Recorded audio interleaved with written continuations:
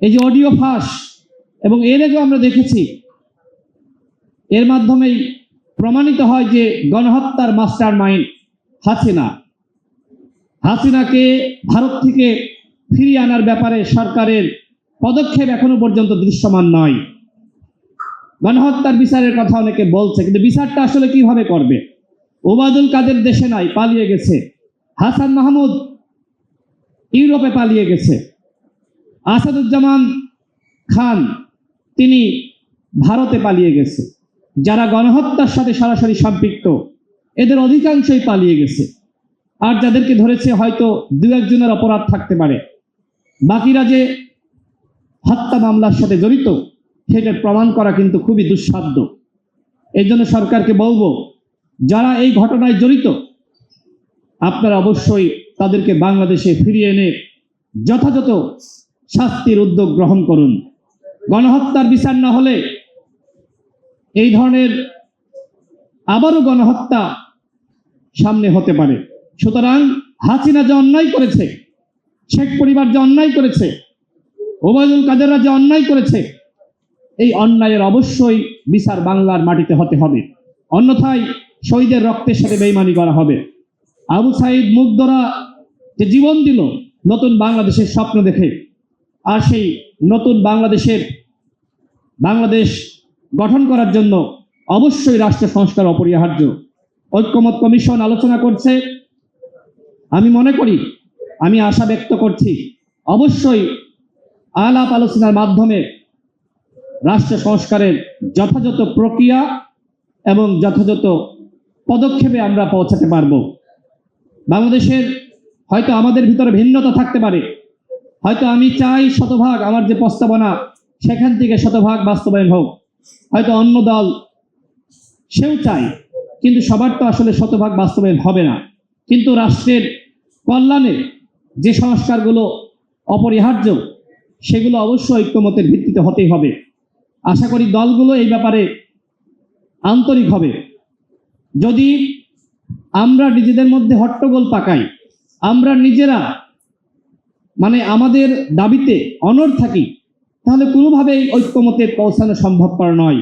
সুতরাং দলগুলোকে ছাড় দিয়ে হলেও একটা জায়গায় আসতে হবে, অন্যথায় নতুন বাংলাদেশ গঠনের যে স্বপ্ন দেখছি এই স্বপ্ন ধূলিসাৎ হয়ে যাবে।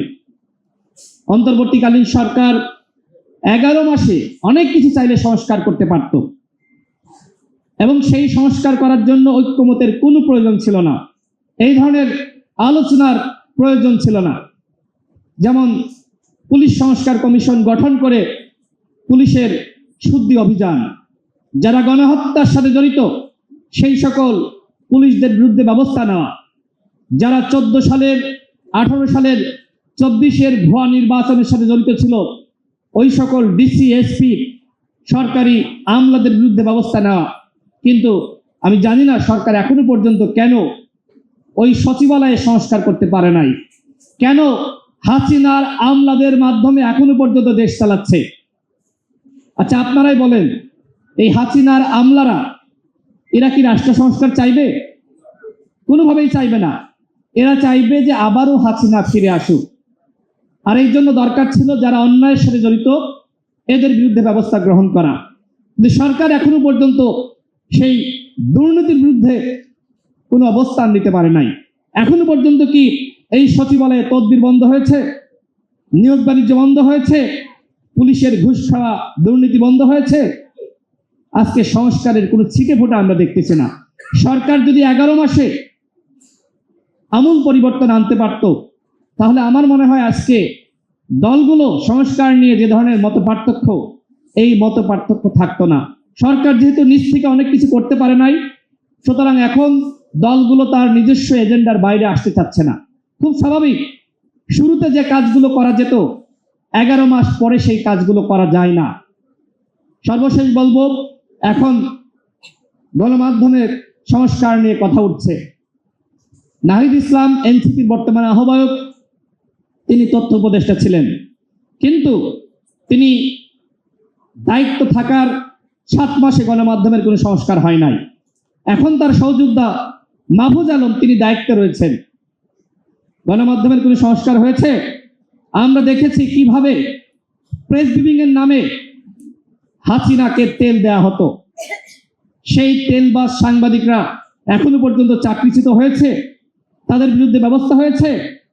হ্যাঁ, কয়েকজনকে গ্রেপ্তার করা হয়েছে হত্যা মামলায়, কিন্তু এই ভুয়া মামলায় কতিপয় দালাল সাংবাদিককে গ্রেপ্তার করে কোনো বিচার করা যাবে?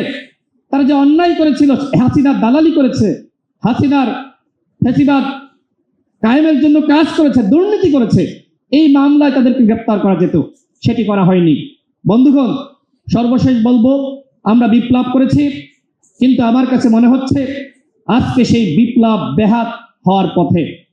গণ অধিকার পরিষদ এই বিপ্লবকে কোনোভাবেই ব্যাহত হতে দিবে না।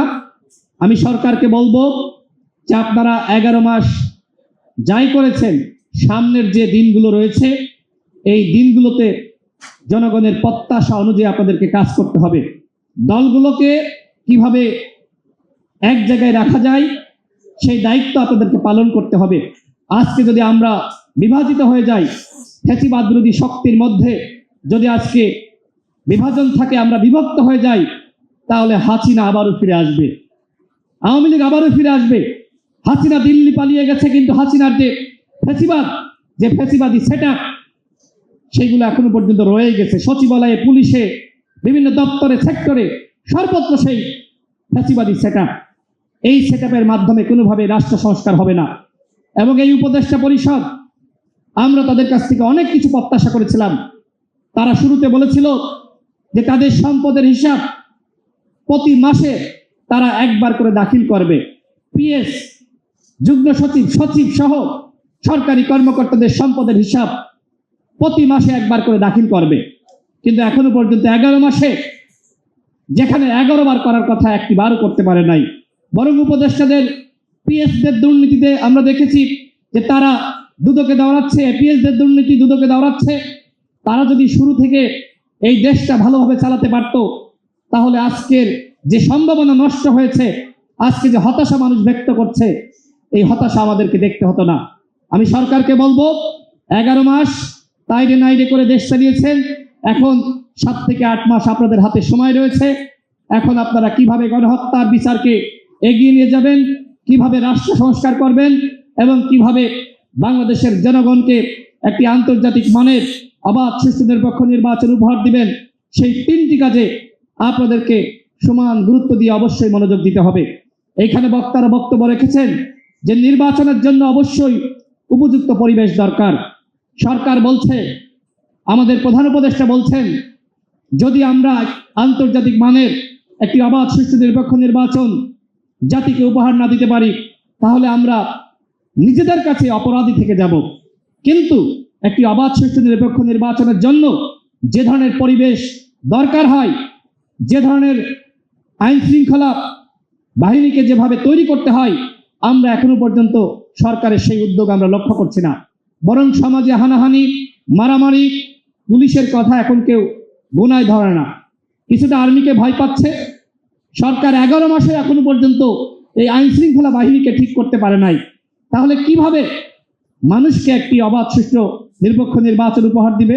আমি জানি না সরকার 7 থেকে 8 মাসে কি করতে পারবে। সর্বশেষ বলবো, গতকাল দেখলাম সরকারের প্রেস উইং থেকে বলা হয়েছে যে আগামী ডিসেম্বরের মধ্যে নির্বাচনের প্রস্তুতি, অর্থাৎ সরকার এটিও বলেছে যে ইলেকশন ফেব্রুয়ারিতে হতে পারে বা এপ্রিল হতে পারে, কিন্তু ডিসেম্বরের মধ্যে আইন শৃঙ্খলা বাহিনীকে নির্দেশনা দেওয়া হয়েছে, স্বরাষ্ট্র উপদেষ্টাকে নির্দেশনা দেওয়া হয়েছে নির্বাচনের সমস্ত প্রস্তুতি সম্পন্ন করার জন্য।